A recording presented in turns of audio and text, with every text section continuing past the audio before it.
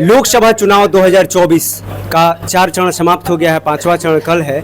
इसके बीच में आनंद मिश्रा जी हर जगह जा रहे हैं और हर जगह जा कर के वहाँ का माहौल भी देख रहे हैं। सर, सबसे पहले तो स्वागत है आपका भारतीय खबर। धन्यवाद राकेश जी।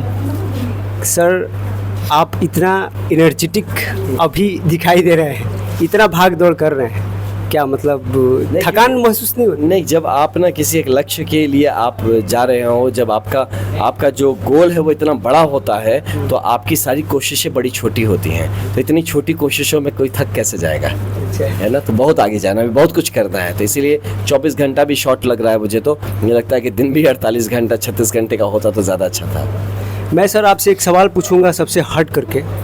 बक्सर जिला में बहुत से ऐसे गौ भक्त हैं जो अपना वोट हमेशा नोटा में दबाते हैं, लेकिन आपको कहीं ना कहीं वो देख रहे हैं कि आप एक मतलब विश्वास करके आपके ऊपर वो विश्वास कर रहे हैं और विश्वास करके आपको वो वोट देना चाहते हैं। अभी मुक्तेश्वरानंद जी महाराज हैं, लगातार वो गौ भक्त पर जो है गौ माता पर प्रश्न कर रहे हैं कि गौ माता को राष्ट्र माता बनाना है। अगर आप यहाँ से चुनाव जीत करके संसद में जाते हैं तो क्या गौ माता को राष्ट्र माता बनाने के लिए आप आवाज़ उठाइएगा? देखिए, ये सारे इश्यूज डिस्कस किए जाएंगे, ये बिना डिस्कशन के, बिना इसको, क्योंकि आप कोई भी जब इशू उठाते हैं तो उसको आप बहुत रीज़न और लॉजिक से इस्टेब्लिश करना पड़ता है। तो मैं इस इशू को, बड़ा इशू है, दिल के पास का इशू है जो आपने कहा, लेकिन इसको मैं हल्के में नहीं उठाना चाहता हूँ। इस पर स्टडी करके हम ज़रूर इसको उठाएंगे। जिस तरह से हम समाज को रेडी करना पड़ता है, कोई भी चीज़ करने से पहले ना, आप खेती भी करते तो पहले ज़मीन तैयार करनी पड़ती है, उसके बाद आप खेती करते हैं। वैसे बीज छीड़ देंगे तो खेती नहीं होती है। तो इसीलिए वो ज़मीन तैयार करके हम उस पर इसको उचित समय पर ज़रूर उठाएंगे। लेकिन पहले मुझे जो है कि जो हमारी अपनी माँ बहनें हैं जिनकी हालत ख़राब है, अपने बच्चे हैं जिनकी हालत ख़राब है, हमारे वृद्ध लोग हैं जिनकी हालत ख़राब है, शिक्षक हैं जिनकी हालत ख़राब है, डॉक्टर्स हैं जिनकी हालत ख़राब है, मरीज की हालत ख़राब है, स्टूडेंट्स की हालत ख़राब है, इनको हम, मेरा प्रायोरिटी पे रहेगा, इनके हम एक बार अलाइन कर लेते हैं तो फिर हम इस पर ज़रूर चर्चा करेंगे। अच्छा, कल असम के मुख्यमंत्री हेमंत बिश्व शर्मा जी आए हुए थे, आपसे वो बोले, मतलब आपके बारे में वो बोले मन से कि वो हमारे कार्यालय में आए थे और ये बोले थे कि हम VRS लेकर के हम जा रहे हैं बिहार बक्सर बीजेपी का मतलब सेवा करने के लिए। तो क्या ये अभी तक कन्फ्यूजन है कि आप VRS लिए थे या फिर अनकंडीशनल रेजिग्नेशन लिए थे? वो देखिए, क्या होता है, जो मंत्री जी लोग वगैरह होते तो उनकी उतना आइडिया नहीं होता ना क्या वर्ड की जाए, क्या बात है। अनकंडीशनल रेजिग्नेशन ही है, उसका कागज़ है, आप देख लीजिएगा। हाँ, रेजिग्नेशन है, उसका कोई शक नहीं है। तो यही सवाल है, कुछ और भी है। और ये भी बोला गया था आपके बारे में कि आपको जो है कांग्रेस है और लालू यादव, मतलब उनके सपोर्ट से आप ये चुनाव लड़ रहे हैं। तो मैं तो मतलब अब क्या बोला जाए इसको कि ये पॉलिटिकल स्टेटमेंट है, आपको भी समझ में आना चाहिए, है ना, कि पॉलिटिकल स्टेटमेंट है। मैंने सपोर्ट तो पहले उन्हीं से मांगा था, मतलब माननीय मुख्यमंत्री जी से सपोर्ट मांगा था ना मैंने। हाँ, उनसे मांगा था सपोर्ट, मैंने भाजपा को ही सपोर्ट मांगा था। और अगर ये कोई कहता है कि हम भाजपा का सेवा करने आ रहे थे तो ये सेंटेंस गलत है। सेवा आप देश का करते हैं यार, भाजपा का क्यों सेवा करेंगे? भाजपा के लिए काम कर सकते हैं, भाजपा के संगठन मजबूत करने के लिए मेहनत कर सकते हैं। भाजपा को एक आधार बना के देश सेवा, राष्ट्र सेवा करते थे। भाजपा का सेवा क्या सेवा होता है? यही चीज़ तो करवाया जा रहा है हमारी पब्लिक से, जो पब्लिक समझ में राष्ट्र सेवा छोड़ के या राष्ट्र सेवा के नाम पे आप पार्टी सेवा करवा रहे हैं, है ना। तो यही सब तो मोह है जिसको भंग करना है। और ये जो लांछन है कि आप लालू यादव से, और क्या बोला जाए अब इसके ऊपर ना, सोचनीय सोच है ये कि कोई ऐसा सोच भी सकता है कि IPS की नौकरी करके लालू यादव जी को और सुधाकर सिंह जी से मिलके और उनके पैसे पे कोई चुनाव, दिस इज समथिंग चीप। ये बहुत चीप सोच है, तो ऐसा सोचना भी नहीं चाहिए। उनको भी पता है दिल में कि मैं कैसा आदमी हूँ, उनको अच्छे से पता है कि मैं कैसा आदमी हूँ और मैं कितना क्या कर सकता हूँ, ये अच्छे से पता है। कौन सही का राष्ट्रभक्त है उनको भी पता है, कौन सच बोलता है कौन झूठ बोलता है ये उनको भी पता है। सर, एक प्रश्न हम आपसे एक और प्रश्न पूछना चाहते हैं। आप बोले थे कि हमारा जो थॉट है, हमारा जो सोच है, इसको इतना नीचे गिरा दिया गया है जिसके बारे में हम कल्पना नहीं कर सकते हैं। विकास के नाम पर सिर्फ ट्रेन है, उसके बाद सड़क है, बाकी और कुछ है ही नहीं। तो सर, अगर आप यहाँ से चुनाव जीतते हैं तो विकास के नाम पर सबसे पहले क्या रहेगा बक्सर लोकसभा क्षेत्र के? सबसे पहले मैंने फिर उसी पॉइंट में हूँ। सबसे पहले तो जो बताया ना, ज़मीन बनानी पड़ती है आपको, खेती के पहले ज़मीन बनानी पड़ती है, तो वो होगा बेहतर कानून व्यवस्था। सबसे पहला चीज़ है, कोई डेवलपमेंट तभी आएगा जब सिक्योरिटी रहेगा, सेफ्टी रहेगा, तो डेवलपमेंट नहीं आएगा।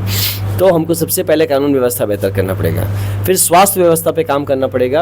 आपका प्राइमरी हेल्थ सेंटर से लेके सुपर स्पेशलिटी हेल्थ फैसिलिटीज़ तक सब यहाँ तैयार करना पड़ेगा हमको। तो ये हेल्थ के ऊपर काम करना है। एजुकेशन में भी सेम, प्राइमरी एजुकेशन से लेके आपको जो क्या कहा जाए, मतलब professional education and beyond that, वो चीज़ साथ में वोकेशनल ट्रेनिंग, वोकेशनल एजुकेशन है ना, ब्रिज कोर्सेज, ऐसे बहुत सारी चीज़ें जिसके लिए एजुकेशन पे तैयार करना पड़ेगा।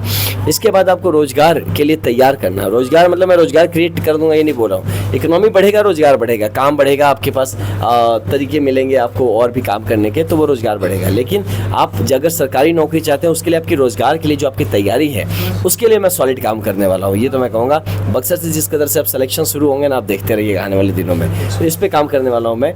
अध्यात्म के जो आध्यात्मिक धरोहर है हमारे बक्सर में, उस पर हमें काम करना है। स्पोर्ट्स फैसिलिटीज़ पे काम करना है। जो हमारी यूथ है, युवा हैं, उनके लिए हर गांव में एक प्लेग्राउंड होने का व्यवस्था होना चाहिए, हर पंचायत में एक मिनी स्टेडियम होना चाहिए, कम से कम जो डिस्ट्रिक्ट हेडक्वार्टर वहाँ पे एक ओलंपिक स्टैंडर्ड का स्टेडियम होना चाहिए। और वही नहीं, साथ में उसकी कोच का फैसिलिटी आपके होना चाहिए, ताकि हमारे बच्चे नेशनल, इंटरनेशनल, वर्ल्ड चैंपियनशिप्स और इवन ओलंपिक के लिए तैयारी कर सकें। और इसके अलावा जो इंफ्रास्ट्रक्चर के इशूज़ हैं, जो फिजिकल इंफ्रास्ट्रक्चर, एक जगह पे आज भी रेल फाटक बंद हो जाता है, आप 2-2 घंटे खड़े रहते हैं, आज भी ट्रैफिक जाम्स लगते हैं। तो ऐसे बहुत सारे फ्लाईओवर की स्कीम्स जो कहीं इनोग्रेशन किया गया है, नहीं हुआ है, ऐसे बहुत सारे पेंडिंग स्कीम्स है जिसको कंप्लीट करने की ज़रूरत पड़ेगी।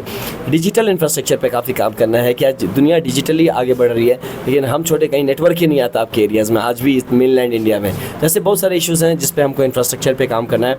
और सबसे इंपॉर्टेंट है, सबको घेर के जो चीज़ है वो हमारा है एग्रीकल्चर, कृषि।